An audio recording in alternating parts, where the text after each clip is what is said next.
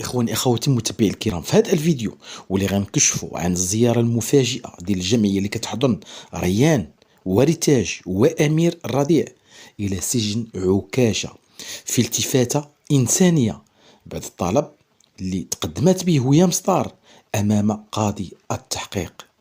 تفاصيل جد مثيرة واللي غتكتشفوها في هذا الفيديو. إخواني أخواتي ما تنسوناش باللايك ديالكم، كذلك البارطاج، وما تنسوش التعليق ديالكم اللي كتسرنا بطبيعة الحال. ونبداو على بركة الله. السلام عليكم ورحمة الله تعالى وبركاته. إخوان إخواتي داخل وخارج أرض الوطن، إن شاء الله ألقاكم في هذا الفيديو في تمام الصحة والعافية بإذن الله. إخواني أخواتي، اليوم كانت واحد الزيارة ديال الجمعية اللي كانت مصحوبة بريان وريتاج وأمير الطفل الرضيع. هيام ستار اللي كانت متفاجئة بهذه الزيارة بعد طول انتظار وبعد أسبوعين من الاعتقال. أخيرا هيام اللي غتحضن أمير بين ذراعيها. سبق وسمعنا أن ريان إخوان إخواتي اللي كان كشف بعض المعطيات خطيرة على الأعمال الخبيثة اللي كتقوم بها هيام ستار، وكذلك الزوج ديالها بون علا، بما فيها تناول المخدرات، بما فيها استعمال أدوات كالكي، كذلك الضرب. إخواني أخواتي، ريان وريتاج اللي كانوا في واحد الحالة صدمة، حيث أول مرة غيشوفوا الأم ديالهم هيام داخل السجن. أكيد حاجة طبيعية أن هاد الأطفال اللي كان دائما معهم هاد الأم ديالهم كتخرج معهم دائما في المطاعم، دائما في الحراء، يعني في السفريات، هاد المرة في مراكش، مرة أخرى في الدار البيضاء، يعني اعتادوا أنهم يشوفوا ديك المنظر وديك الخرجات ديالهم، ديك اللايفات اللي كانت كتخرج بها هاد هيام ستار والفلوقات، خصوصا ان ريتاج كانت كتصور بالكاميرا، كذلك ريان اللي كان كيصبن مسكين وكان كيدير البيرو وكان كيدير جميع الاعمال المنزليه. هنا فين غيتفاجأ بهيام داخل السجن. اكيد هاد القضيه ديال هيام ستار اخوان اخواتي اللي صراحه يعني جميع المتبعين الشعب المغربي اللي انقسم الى شطرين. كاين واحد الفئه اللي كتضامن مع هيام ستار، كتقول السيده كامراه يعني عانت الكثير، السيده حامل، السيده لازم انكم توقفوا معها. وكاين فئه اخرى تقول بان هذه هيام تستحق السجن والعقاب بسبب الخرجات ديالها.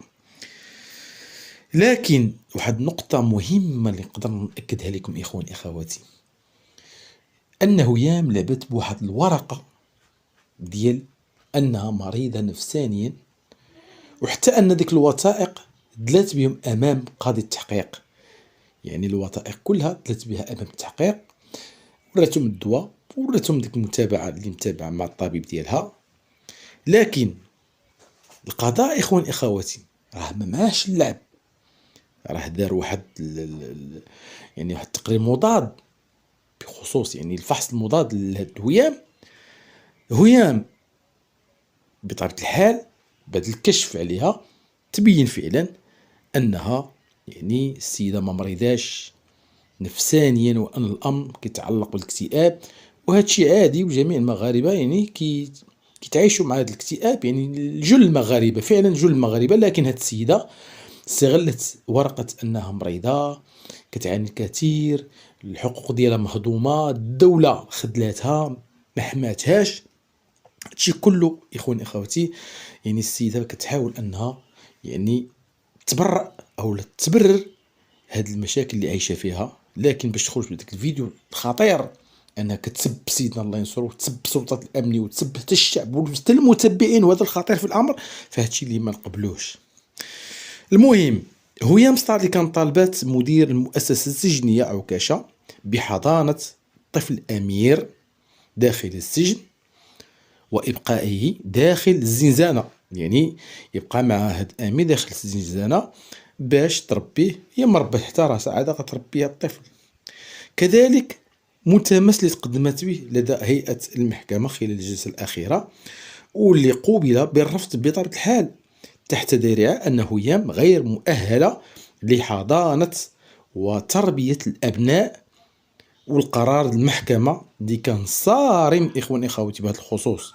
وهيام ستار اللي ما تقبلاتش هذا القرار، اللي صراحة اللي تهاجم هيئة القضاء وأمام مرأة الحضور بالسب والقذف، في خطوة خطيرة أقدمت على هذا هيام، وأن هذا التهجم على القضاء لن يمر مرور الكرام في انتظار متابعتها بهذه التهمة الخطيرة. غير هذا الكلام اللي كانت خرجت به وقالت أمام يعني هذا الشيء كله، يعني راه كان شهود يعني يسمعوه وشافوا بأم عينهم الكلام اللي قالت بأنهم الله ياخذ فيكم الحق كاملين، يعني جمعت كل شيء، الله ياخذ فيكم الحق كاملين، يعني جمعت كل شيء، وهذا الشيء يعني ما غيمرش مرور الكرام. غير هذا الكلام اللي قالت راه تعاقب عليه صراحة.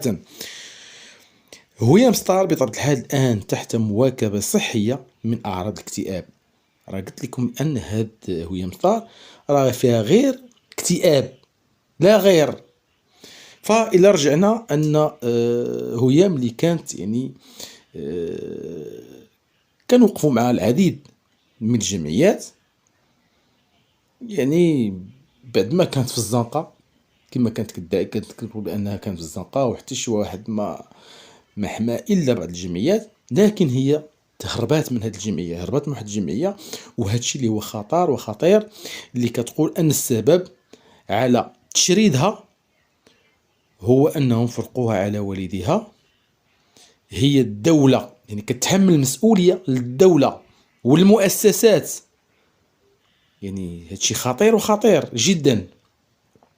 غير هذه الجملة إخواني أخواتي لازم تحاسب عليها، لأنه هي ماشي يعني كما نقول راه ماشي حمقى أو مضطربة نفسيا، خصوصا بعد الخروج التقرير الطبي الشرعي بعد ما تم الكشف عليها من طرف طبيب نفسي محلف، واللي أكد بأن الأمر هو عادي وعندها اكتئاب. وهذا الشيء اللي ذكرته في هذا الفيديو، وهي الحالة اللي كتصيب أغلبية المغاربة. لكن اللي كيبقى فينا حنا صراحة وكيحز في أنفسنا بالدرجة الأولى هم الأولاد ديالها. ريتاج بعد رفع التقرير أو الطب الشرعي، يعني نتائج يعني الفحص، لقاو أن السيدة كلها بياسات، السيدة كلها معطوبة، السيدة غير كتسد واحد المكوات وكتبقى تكوي في البنت، يعني كل اللحمة كله زرق كله لاطراس. وحتى أن ريان كشف على الأداة ديال المكوات اللي كانت كتستعملها هيام، فعلا كانت تكشف يعني كتعذب يعني ريتاج بديك الأداة، قاضي كذلك حبل، يعني بزاف المسائل كانت كتستعملهم ضد ريتاج. فصراحة إخوان إخواتي يعني هنا في خلى أن السلطات الأمنية القضاء المغربي كذلك أن الجمعية اللي تدخلات من أجل حضانة هاد الأبناء، وهذا بعد تدخل الدولة اللي دخلت قالت بأن هاد الأولاد يعني راه ماشي من حق هاد هيام أنها تربيهم، يعني هي غير مؤهلة بتربية هاد الأبناء. داوم الجمعية نتفاجأ فعلا أن ريان ما كانش حامل أصلا منذ البداية أنه يمشي يزور الأم ديالو هيام، يعني ما كانش حامل أنه يمشي يزورها. بعد ما دخلت هذه الجمعية وحاولت أنها يعني توصي هاد ريان، تقول له بأنه الأم ديالك يعني راه من الأولى أنك تمشي تزور هيام، وهذا الشيء داخل في باب احترام الوالدين. فكما شفنا أن ريان بطبيعة الحال يعني راه خذا هذيك التربية والسلوك الحسن من عند واحد السيدة مسماة بشرى. هاد السيدة بشرى إخوان أخواتي اللي كنا كنتمناو من الله عز وجل أنه يتم تسليمها هاد ريان باش يعني تكمل الخير ديالها الحسنات ديالها، بعد ما كانت هي من الناس الاولين اللي رباو ريان اللي كان طفل. وريان بطبيعة الحال اللي مشى ضحية السلوكات ديال هاد هيام، هيام اللي كانت كتستغلو، هيام اللي كانت كتعتبرو كخادم ديال البيت. وهادشي بطبيعة الحال اللي خلى الجمعيات كلها تدخل، ويتم في الأخير الاعتقال ديال هيام ستار، والآن كتدفع الثمن لهذوك الخرجات ديالها وهذيك الفيديوهات واللايفات، وكذلك الكلام القاسي والتهجم على السلطات الأمنية، وكذلك على سيدنا الله ينصرو، وكذلك على المتبعين الكرام.